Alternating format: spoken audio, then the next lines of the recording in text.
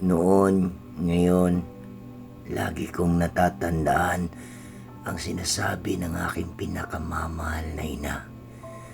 Pag meron kang hindi na naintindihan ng mga bagay-bagay at sobrang sakit na ang iyong nararamdaman, huwag na huwag kang mag-aatubiling lumapit kay Papa Lord. Sabihin mo sa Kanya lahat kung ano yung nararamdaman mo, yung mga masasakit na mga bagay.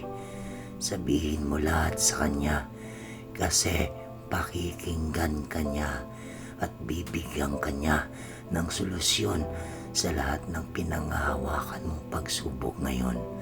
Kasi alam natin na hindi tayo pababayaan ng ating mahal na Panginoon. Kaya anak, tumuloy ka lang sa mga pangarap mo. Gawin mong kakampi ang Panginoon at huwag kang nakakalimot sa mga nakapaligid sa iyo. Dahil wala kang ibang kakampi, walang ibang iintindi sa iyo, kundi ang tanging Panginoon lamang. Yan ang palaging sinasabi ng aking mga magulang.